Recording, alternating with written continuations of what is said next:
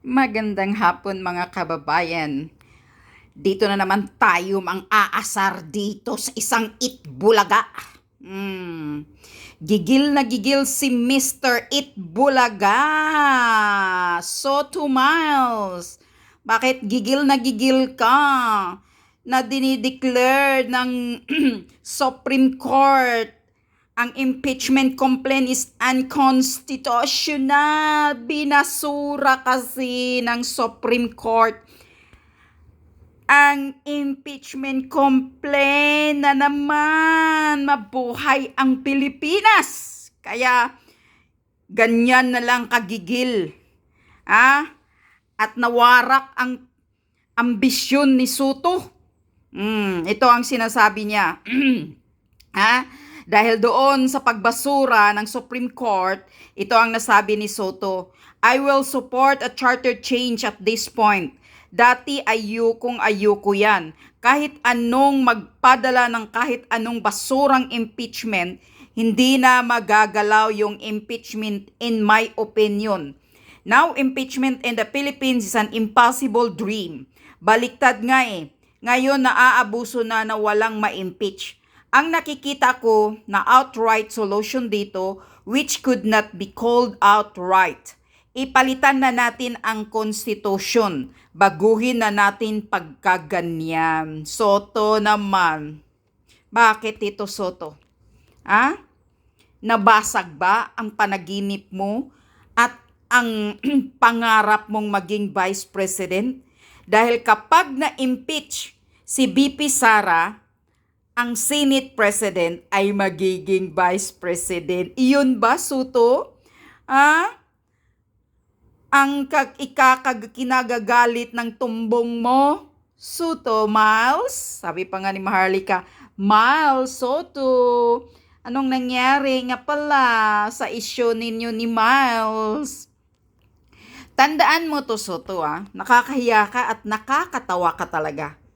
Hindi ka abogado, isa kang Itbulagang joker. Hindi ka rin nag-aaral ng batas bilang isang abogado. At kwini-question mo ang desisyon ng Supreme Court? What the hell? Anong akala mo sa sarili mo? Mas mataas ka pa? Sa 15 ba yan ka mga banggiitan na mga abogado dyan sa judges dyan sa Supreme Court? Soto? Wala ka sa kalingkingan ng mga taga-Supreme Court, ng mga judges yan eh. Alam mo ba yon? Nakakatawa ka na, nakakahiya ka, mahiya ka naman, Soto. Kapal naman ng mukha mo. Nakapag nagkomento dito dahil sa pagbasura ng desisyon ng Supreme Court sa impeachment ni BP Sara.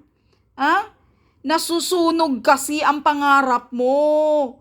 Dahil pag na-impeach kasi ang Vice President, Senate President ang magiging tatayo dyan bilang isang Vice President pag pag na-impeach.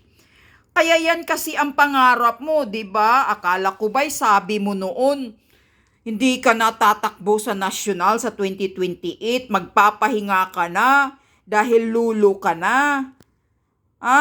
Tapos ngayon pala may sikretong ambisyon ka pala.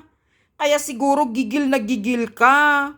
Galit ka sa Supreme Court, decision ng Supreme Court. Bakit? Mas mahusay ka pa ba kaysa Supreme Court? Na mga matatalinong mga hurado, matatalinong abogado yan sila, bago yan sila nilagay bilang dyan sa Supreme Court. Alam mo ba yon? Kung ilang taon yan sila nag-aaral at mga huwis yan, mga judges yan sila. Hindi lang yan basta-basta na mga abogado lang na nakapagtatapos. Alam mo ba yun, Soto? Tapos ikaw, nasa joker ka lang ng Itbulaga, kwini-question mo ang desisyon ng Supreme Court? Nakakahiya ka, sobrang kapal ng mukha mo. Ngayon kitang-kita na ang kulay mo. Kung bakit ka nilagay dyan at pinalitan mo si Escudero. Ngayon kitang-kita na kung bakit ka nandyan bilang Senate President. Bakit pinapalitan si Escudero dahil si Escudero noon, si Chis Escudero, tutol siya sa impeachment. Kaya ngayon, nabasag ang plano ninyo ng bossing mong walang kwintang gobyerno. Soto? Tandaan mo to, Soto. Pag na-impeach si Bangag o kapag nagurgur na tigok si Marcos Jr. dyan sa sakit niya, titingnan lang natin kung saan ka pupulutin. Siguradong, papatanggal ka namin dyan bilang Senate President. Basura ka si Tito Soto para sa amin. Akala mo, sikat na Senate President? Huy! Wala kang kwinta para sa amin, basura ka dyan. Bilang isang Senate President, parehas lang kayo ni Lacson. Nilalagay lang dyan dahil may mga plano. Supposed to be, kapag ikaw ang Senate President, wala kang kulay. Hindi ka one-sided. Pero ngayon, nakikita na namin ang buong katotohanan kung bakit nilagay ka dyan, pinalitan si Chis Escudero bilang isang Senate President. Tito Soto, kapal ng mukha mo. Mahiya ka. Tandaan mo, hindi ka abogado. Siguro nga, yung kaalaman mo dyan sa Senado ay isang experience lang. Dahil nga, nagiging senator ka for how many years? Pero ang buong katotohanan, wala kang alam. Wala kang alam. Yan ang tandaan mo. Para sa amin, basura ka, Soto. Bumalik ka na nga lang doon sa Itbulaga mo. Wala kang kwinta eh. Nakakahiya ka. Nakakahiya kang nakikialam sa desisyon ng Supreme Court. Kapal ng mukha mo. Mahiya-hiya ka naman sa pagmumukha mong matanda. Grabe. Senate President? Quini-question, ngayon susuportahan na lang daw niya ang charter change para palitan ang constitution kung ganito man. Kitang-kita ang demonyo mong kulay, Soto, wala kang kwinta. Noong panahon ni PRRD, Diyos ko po, bakit hindi ka pa tinaboy? Kapal ng mukha mo. Noong panahon ni Duterte, himod-point ka.